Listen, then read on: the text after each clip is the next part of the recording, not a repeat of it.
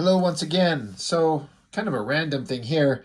A year or two ago, I was going through some local, I don't know, it wasn't a comic shop, but some kind of hobby shop, and they had a rack of comics, and they had this, it's a reprint for $1 of this older issue of X-Men. It has the original cover here in the back.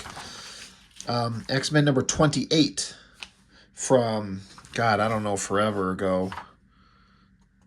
93 probably, I think. So I picked it up. Now I've read these books. I honestly can't remember if I have them. I probably do.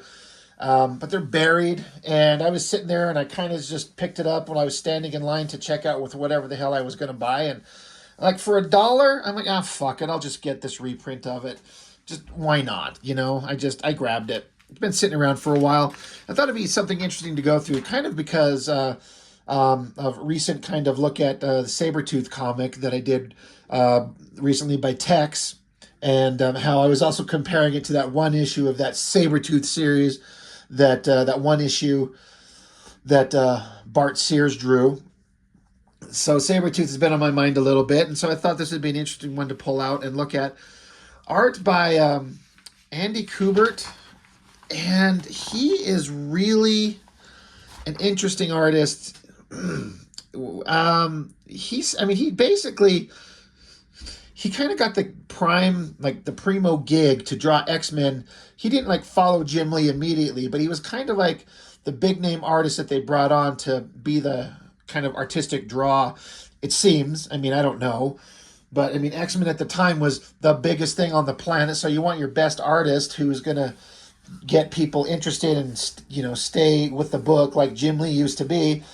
And Andy Kubert's I don't know, he's a weird guy. He's got a style that sometimes I kind of like, sometimes I'm kind of indifferent to, but often I'm just like, it's so odd and strange. I can't stand it in some ways. I remember, I can't remember what it was. It was some issue of X-Men that he was drawing long time after these.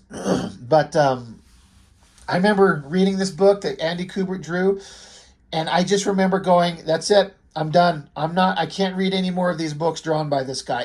I couldn't take it anymore. Something about his weird style that just was so off-putting. It's kind of like a cumulative effect. Jesus, I can't speak. Where just little by little, after looking at it, all the little things that kind of bug me, where as a one-off, it wasn't really a big deal. But as I just kept going, it finally kind of coalesced into I'm done. I'm not reading this shit anymore. I actually had a similar kind of experience with David Finch, who I actually really like, but he kind of had this era kind of right in the middle from when he started and then where he ended up now, but this kind of era where post Top Cow, after he was done working for them, doing Cyberforce and Ascension and Aphrodite, whatever it was, he was doing some work for Marvel, and I remember reading it, and I'm like, he's got some little weird tics about his stuff. I remember going, I'm not reading David Finch books anymore, like with his art. Then it's kind of strange because he changed his style around a little bit more. He kind of refined his look, and now I'm kind of back into it. It's really weird. But this isn't about David Finch. It's about just weird art from artists who are clearly talented, but they got such a strange thing that with them going on. I don't know what it is. But as is the case with any X-Men comic, there are decades of stories that they're drawing upon, and so there's so much stuff, and it's kind of impenetrable for anybody starting out in a way. You get jumped into these stories, and you're like, what the hell is going on? You kind of have to have read previous books to have any kind of understanding it, so kind of explaining the plot of this is going to be weird, but this is post not Extinction Agenda, Executioner Song, where Cable and Strife have had their final kind of confrontation. Strife is dead. I think as far as the X-Men are concerned, Cable is dead, because I know that was kind of the implication at the end of the Executioner Song, which we'll get into. And then there was the Legacy virus that was like a disease that was devastating some of the mutants. So there's a lot of stuff going on, and at some point, Sabertooth himself showed up at the X-Men's mansion and basically asked for help. I can't remember exactly how that played out. I'm sure I've seen the comic. I'm sure I've read it. I probably have it somewhere. I just don't remember exactly how it played out. I just know that at some point he ended up in the X-Men's mansion, and I think it was kind of a relatively interesting idea, but I don't know that it I don't know. I mean, how is that going to play out? I'm sure it's going to be extremely dramatic for an X-Men comic. So it starts out with Jubilee having kind of a horrible nightmare of running in this horrible kind of landscape. She's freaked out. She's scared. She's crying. She knows that all the X-Men are dead. It's raining blood. And the first of several images of Sabertooth jumping out at people in this book are seen here. And so you got Fabian Nicieza writing it, Andy Kubert art, Matt Ryan on inks. So here we got Sabertooth jumping out at Jubilee.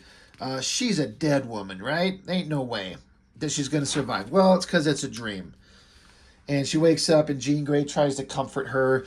Now, the reason is that, like I said, Sabertooth is in the mansion. He's locked away, and he asked the X-Men for help to curb his murderous tendencies. There was a character introduced, some woman that he called Birdie, that would give him the glow, some kind of like telepathic mental manipulation that I think helped him kind of handle his murderous tendencies. And she's dead, and so I guess he turns to the X-Men, Sabertooth does, for help to like conquer this. And so the X-Men, being men and women of good conscience, take it upon themselves to bring this murderous, horrible monster into the X-Mansion under lock and key, but with the intention of helping him. But now there's an internal debate amongst the X-Men of, is this really smart? This might not be a good idea. And Jubilee is terrified. She's having nightmares. Jean Grey kind of comes in knowing that she had a nightmare. So Jean Grey telepathically contacts Scott Summers. It's like 2 a.m. And of course, he's at 2 a.m. being the Boy Scout. He's off like giving the Blackbird an oil change and, you know, probably swapping out the spark plugs or some shit. And Jean Grey's like, I got to meet. We got to talk. I'm going to get Storm. I'm going to get Beast. And we got to go somewhere and we got to talk. So they go off to this place called Harry's Hideaway Pub, which is a book that's been in the X-Men books, I think from Chris Claremont for years. Just this place they go to talk. So now they're out super early in the morning, very late. And they're discussing how Jean Grey's like, I don't think having Sabertooth in the mansion is a good idea. This is a terrible idea. And so Storm, because the Professor X has basically made this Professor X has made this decision. But they're like, is this a smart thing? Is Professor X making the right decision for us? So Storm says, well, we're doing this for the same reasons he welcomed Wolverine and Rogue into the mansion. It's not always an easy choice, but is it not the purpose of the school of our lives to help mutants cope with and gain control over their abilities? So Storm's like, yeah, it's dangerous, but this is what we're here for. And so Beast, he chimes in. The flaw in that logic is that Sabertooth's abilities includes heightened senses, strength, agility, is a super incredible healing factor, and he's a grown man. He already has complete control over his powers. So we're not here to help him gain control of his powers. His problems are fundamentally psychological. And so even Beast is like, I agree with Jean. How far do our responsibilities extend to this murderous monster that would literally kill us all if given the chance? So Cyclops has to chime in, of course. He's like, it's not that simple. He's like, I have no love for him, but Sabertooth literally came knocking on our door demanding help. And he's like, his mind has been so drastically fractured by a combination of memory implants and traumatic experiences, no one can exactly tell what the man is or isn't responsible for. And B says, I assure you, it's some of this writing, I also have to say, this is Fabian Nicieza trying to do a Chris Claremont shtick. It's like the worst tendencies. I mean, it didn't even really work with Claremont completely, but somehow it did. But Nicieza doing it. Beast is saying, I assure you, Scotty, my lad, God, Sabertooth, even when engulfed in a fit of bloodlust, is actually aware of his actions. He appears to have no problem committing these heinous crimes of his. I merely feel uncomfortable helping him atone for them, if that is indeed what Mr. Creed wants. So Cyclops is like, it's a questionable, I agree, but like Storm said, we took in Rogue, so I'm inclined to agree with the professor. And Jean Grey's like, well, why? Why? Because that's what we've always done. She's kind of pointing out some questionable things that the professor has done recently, and she's like, maybe the pressures are getting to the professor. Can we really trust him? And how can anyone sleep comfortably with Sabertooth in the house? So it gets on to some wordy conversations, but I think it's kind of a valid conversation to have, and I appreciate what they're trying to do. Here's a horrible problem. Sabertooth is just a monster. He'd drink the blood of children given the opportunity. He doesn't care. But he shows up at their door demanding help. And like, well, if you're going to be the hero, are you going to deny that help? But do you let someone like that in your house? And if even the most microscopic flaw in your security can be exploited, Sabertooth could get out and kill you all. And then are you going to be happy that you brought him into the house and let everyone die because you tried to help this monster? Like, what do you do? It's a moral conundrum. And I appreciate that they have the grown-ass adults having a conversation about what should we do? What is the right thing to do? So then it cuts over to Professor X, who's balls deep in Psylocke here. I wish. But this is getting into one of those story elements that I think is one of the dumbest things they've ever done. Because these X-Men comics, they want to have complicated stories and plots and all this nonsense, but sometimes it's so convoluted, it's so stupid in the beginning in the first place. I never read any X-Men comics when Psylocke, Betsy Braddock, was the British version of her character with purple hair. I never read any version of that. I started reading these comics when she had gone through the Siege Perilous, and then the first time I ever saw her as a character was when she was reborn as the Asian ninja that Wolverine hooked up with for a long time. That's the only version of Psylocke that I knew, and I don't know that they ever gave a clear explanation except that she was changed in body and soul by the Hand to become a ninja, which was just, I think, Claremont wanting to have like an Elektra type version of a character, and so that's basically what she was. You know, an assassin made by the Hand, just like Elektra. So, okay, it's weird. That's convoluted enough. So is it her? She's got different colored hair. Instead of being like Caucasian, now she's Asian. So, but then somebody decided to write this complicated story that I don't even completely understand, where they're actually two different people. This is the body of the original one, but then they did like a mind swap, put the mind of this version, the original version, into the Asian body that she's been running around with and the one that we know. But so now there's two of them, and this one's pissed off that she lost her. I don't know. It's so complicated. I don't even really understand it. I don't like it. It's stupid.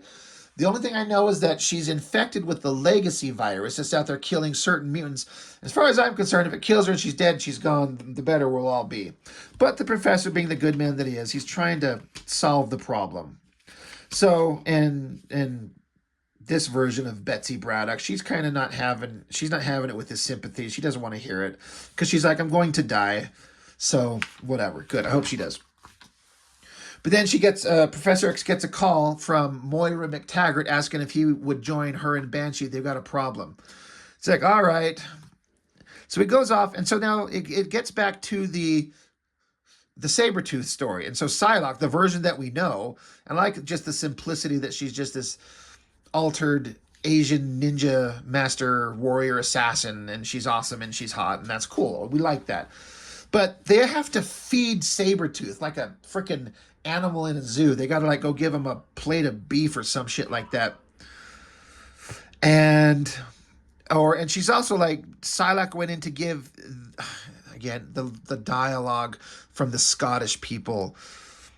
So Psylocke went in to give the boyo his required psychic injection. So I guess that she's supposed to be doing kind of like a psychological thing, the way that birdie girl would do to keep him calm. And so they're showing like a video recording when Psylocke tried to do this. So like, just watch the replay. Psylocke turned off the defense screen and went in. Her psychic blade, physically manifesting her telepathic powers, flashed to life. Thank you for pointing that out. And they're like, remember, Charles, remember, and we're talking about a woman with ninja training and the quiet poise of a snowfall here. And then Sabertooth kind of appears out of nowhere.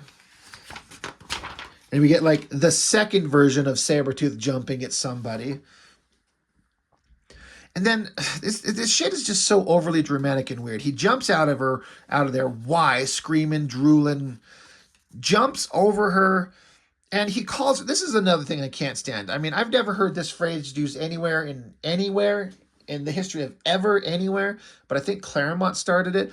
But he has certain characters call women frail. Like, time for dessert already? Is it frail? It's one of the stupidest things I've ever heard, like calling women frail.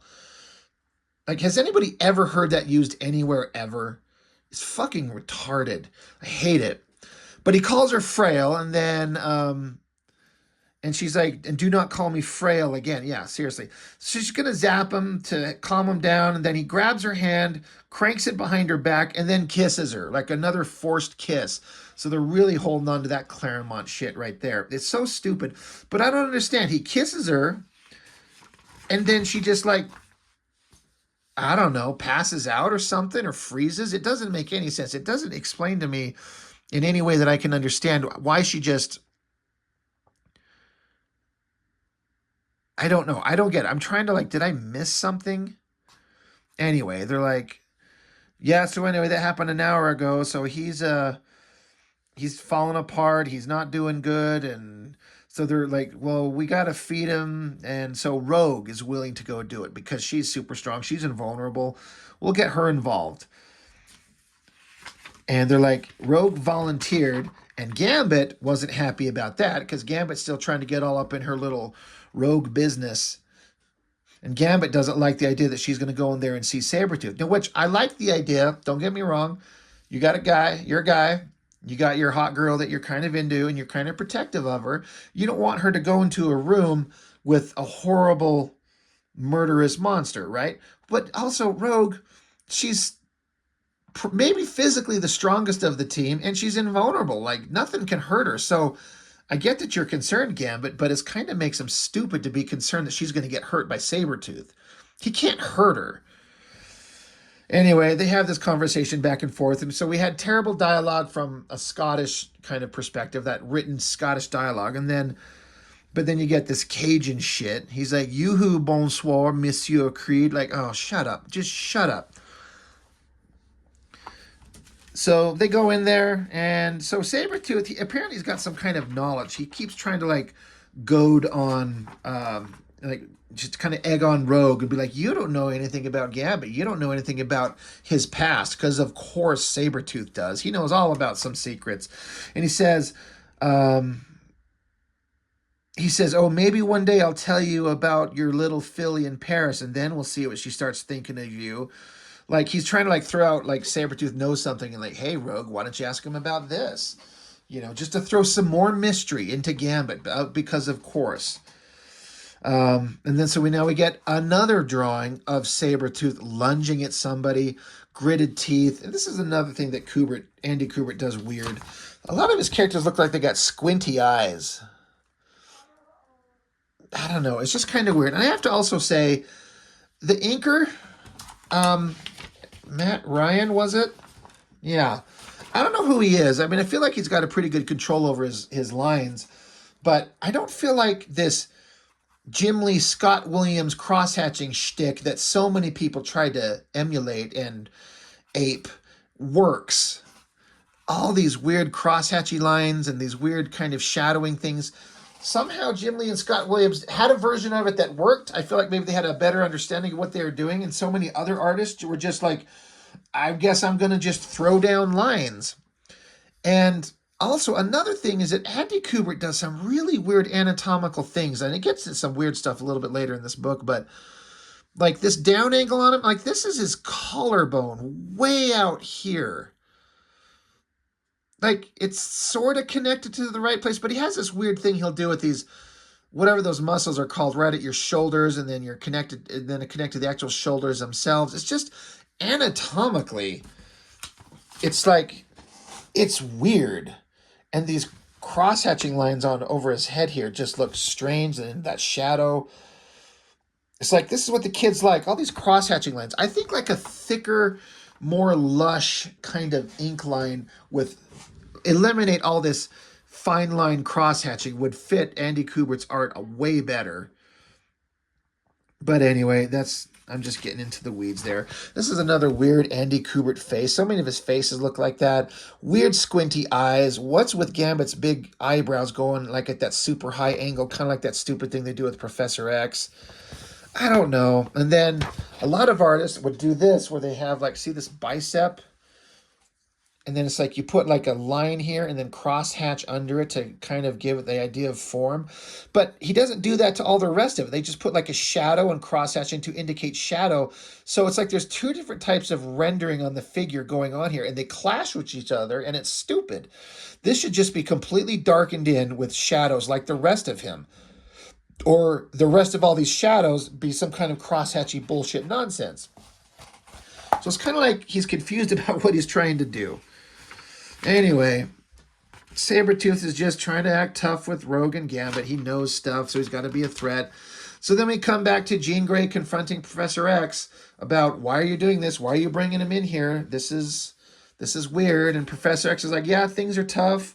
You know, we lost Logan. We lost Colossus. Ileana is gone.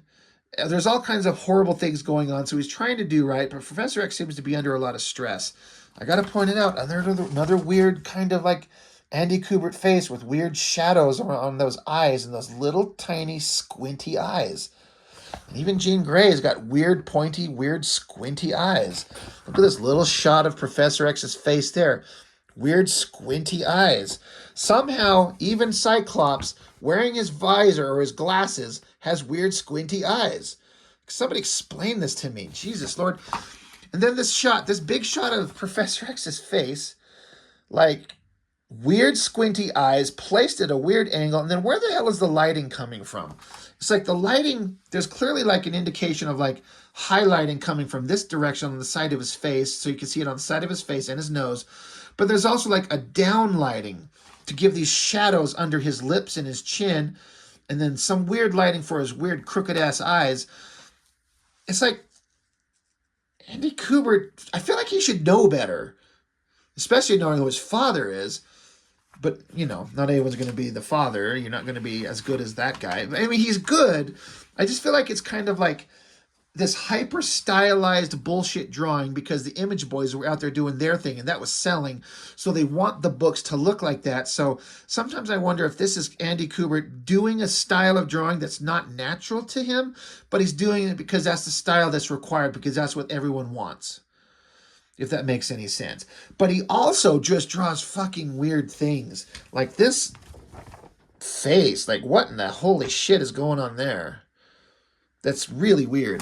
So anyway, Professor X, they're talking, they take off, and then Scott and Jean got to have a conversation about making decisions that are hard, and Sabertooth, we got to do something about him. And so Cyclops was like, Jean, this has nothing to do with our wedding, or what just happened between Cable and us. This is about Logan, isn't it? So this is why she's got this weird kind of dramatic look on her face, even though it's weirdly drawn. And then Cyclops proceeds to go on about how he knows that Jean Grey gets like super wet for Wolverine, and Cyclops is like, I understand it. You got this kind of like burning passion for life, and so does Wolverine, and so I know you want to like get it on with him right here on this pool table. I know you want to do that. In fact, you probably have.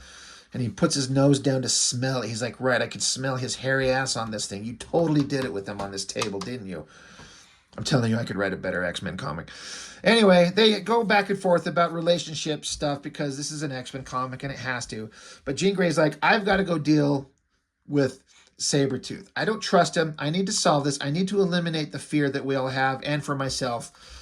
And maybe he's as good in the sack as Wolverine is. I don't know. I'll go find out. And Cyclops is such a freaking like loser pussy. He's just gonna let her. So she gets in this shit, stupid ass outfit that she wears that Jim Lee designed. It's like I don't know if it's the worst costume Jean Grey's ever had, but I hate it. It looks stupid. He's like, all right, I'm going to go deal with Sabertooth, because Sabertooth is intimidating everybody, scaring everybody. This is the part of the story I do like, where, like I said, Sabertooth is scaring the shit out of everybody, and they're all kind of they're nervous and they're scared and on edge. And Jean Grey is going to put an end to it, because we don't need this here. So you get Sabertooth flexing and fucking weird crooked eyes. Again, look at this forearm coming towards us here. Speaking of art and anatomy, it's like he'll draw these muscles where they kind of flow and fold into each other like they kind of should. But look at this weird forearm muscle coming to this hard point, and this stupid shadow and cross-hatching line rendering. That stands out as so weird. It's terrible. It's like he's drawing like natural folding, flexing muscles and anatomy, but then he's like, I gotta do this weird like Image Comics cross-hatching shadow bullshit. And it sucks. I think it looks terrible. So once again, Sabertooth jumps at somebody, but there's a force field up, but then Jean Grey throws the shield down, and they're like, oh, Jesus, Lord. More of this dialogue from Moira, because she's Scottish. It's like, she doesn't need to do that to telepathically stimulate the bloody butcher's endorphin systems and calm him down. Jesus. Doesn't. D-O-E-S-N-A-E apostrophe. Doesn't. Man, shut the fuck up. But Cyclops is like, he's got to go see her. She has to go see him face to face. So Jean Grey's there looking awesome. And she's like, you can't intimidate me. I'm not scared of you, you piece of shit. And so he starts getting angry with her, starts flexing on her. And she's like, you're like a firecracker created, but I'm an atom bomb. She's like, I know how badly you can hurt me, but have you ever stopped to think how it might feel to be raked by those claws you so callously flail about? She's like, I can hurt you. So she uses her powers to send him flying up against a wall and, I don't know, probably break his neck. That'd be actually cool. And then he's not jumping at anybody, but he's being held up by her powers. And so she's basically threatening him. She's like, look, you don't understand. Because she keeps using Logan against her. She's like, oh, you and Logan, you had a thing. Trying to get into her head. And she's like, you don't know anything about me. You don't know anything about Logan. You're not a fraction of the man he is. You're afraid to admit how pathetic your entire life has been. And so she's getting back into his mind. She's like, is the cold-blooded murder of people the answer to your addiction, or is it the mind-numbing glow you look for when your psyche is held together by a salve that robs you of your conscience? God, this dialogue. Sabertooth is like, I don't really care. She's like, well, you better care. You came here looking to solve your problems, and if we're going to do that, we're going to go about this a different way. The Xmen, like Logan, may seem weak to someone like you, Creed, but I assure you, cross us and you'll wish you've never been born. Now, before I continue on with the story, I got to talk about weird anatomical shit. At a glance, this kind of looks fine, but if you look at it, like, you got your neck, and then you're supposed to have your shoulder muscle right here, and then your actual shoulder connected to, like, where the muscle comes off your neck. Like, he's kind of got it here. There's his neck, and then the shoulder muscles. I don't know the names of the muscle groups, so fuck you. Biceps, triceps, but his shoulder's, like, right here. But over here, it's like Andy Kubert just added this whole other anatomical piece of something that doesn't exist, and then placed his shoulder out here, his biceps, his elbow, his forearms. Like, as I was looking at this, like, at a glance, it reads, but I'm like, what in the anatomical fuck is going on here? It's completely wrong, but it reads at a glance. But I'm like, Jesus, there is something just weird going on there. So that's what I'm talking about when I say Andy Kubert does weird shit. Anyway, Jean Grey drops him to the ground. She's like, have I made myself clear? And he's like, you pushed me, Red. I feel it coming on. I need that glow that Birdie gave me. I need it now. So I guess he feels this rage coming on and he wants it to be stopped. And she's like, she says, ask for it. And she says, give me the glow, please. And she says, no. He's like, what do you mean no? Birdie gave you the glow because you threatened her. Well, she's dead, Sabertooth, and you don't scare me. You want that glow? Find it on your own. Deal with what you are and what you've done. Face up to your crimes, Creed, and to your victims. Stop running away for once because there's no place to run. Then maybe, just maybe, you'll face the world like the rest of us. The question you have to ask yourself, Sabertooth, is do you have the guts to do it? So they're basically not going to give him his psychic drug anymore to calm his mental insanity. She's like, you got to deal with it. Kind of like a drug addiction. You got to get off the drug and stop and face your fucking problems if you want to get over it. And that's the only way through it. So that's what she's telling. That's what she's telling him. She's calling him out. She's punching his man card, and it seems to work. Now, before we move on, we have to go on to more weird Andy Kubert anatomical nonsense. Look at this weird fucking arm and this shiny glowing bowling ball for a bicep. Again, it's like he's got the idea to do this kind of flexible, kind of fleshy muscle and anatomical drawing that he can do, but then he's like, I have to draw this round shape, and it looks like kind of like bullshit that Liefeld would try and do, but it doesn't work here. It looks terrible. Like, there's no need to do this shadow and throw these cross-hatching lines. Undo this shadow, throw these cross-hatching lines. It's just like an enhanced shading that doesn't work and doesn't make sense because it doesn't carry through with the rest of the figure with that kind of heavy lighting. And then this side view of his face where he's kind of silently looking down. Like, at first I was like, okay, that's fine. But then when I turn it, I'm like, is this his eye? Like, what the hell are we looking at? Like, that is the weirdest thing I've ever seen. Like, his eyes bulging out of his head like he's a bug. It doesn't make any sense. It's so strange. But so it ends with, later on, Jubilee's talking about how she's like, yeah, I've got nightmares. It sucks, but I've got to go feed the fucking animal in the cage that we've got. I have to get over this fear. And so she goes and she drops off the food to feed Sabertooth. And then it shows Sabertooth sitting in like a calm pose. He's not threatening. He's not verbally saying anything. He's actually got his hands in like he's meditating. Kind of like what Jean Grey said to him before, forced him to stop and think about what he's doing and how to solve this problem. And it's kind of a shock. For the first time, he's not going after like he did Psylocke or Rogue or Gambit or Jean Grey. He's like stopped and making a genuine effort to get his shit under control. And he says, hey, kid. And she's like, yeah. Tell Red she's the one with the guts. Real guts. Tell her Logan couldn't have done it better. And so it says she doesn't know what to say or what to think. And she wonders, is this what it's always going to feel like while he's here? The sense of dread? And it's like, yeah, this is how this is going to feel. But they're implying in the story that Jean Grey got to him and he's actually making a legitimate attempt to get his shit straight. Now, I both like that idea and I don't like it. Like, we're going to rehabilitate a villain. Some villains you can't do. Sabertooth is, like, he's spilled too much blood to be like, okay, now that you got your head on straight, it's all fine. It doesn't work that way. But it's also an interesting idea. It's like, is Sabertooth going to become part of the team? Because Wolverine left. He got his metal ripped out of his bones and he's off going on weird, boneless, metal bone, no more metal bones. So he's off having adventures figuring out who he is. So it's almost like we're going to put another dangerous monster on the team, kind of like what Wolverine was, and it's going to be Sabertooth. And can we trust him? So I guess there's a story to tell there. I do believe ultimately the story played out that he got smart and is just faking it. He's like, all right, Jean Grey can take me out. If I'm not careful, they'll probably kill me. So I'm just going to pretend like I'm doing good. And I think that was the ultimate thing going on here. I can't remember for sure because I haven't read this series of books in a long time. I have read them, but it's been years. So like I said, I just found this one issue, floating around for $1. I'm like, fuck, I can spare $1. Fuck $1.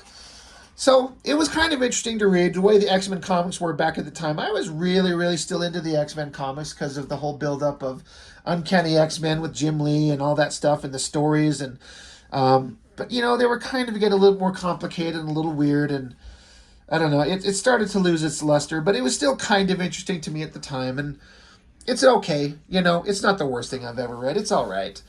But Andy Kubert, man, what a weird artist at this time. I don't know what he's doing now. I haven't seen anything drawn by him that I'm aware of in years. So I don't know. I don't know what his art's like anymore. I'd actually be curious to see him draw a book, and what is he like now from the only time I ever read him consistently, which was on these X-Men books, which was kind of okay, but also really weird. So that's all I've got. That's all I've got for now. So thanks for joining me as always. I very, very much appreciate it, and I'll see you next time.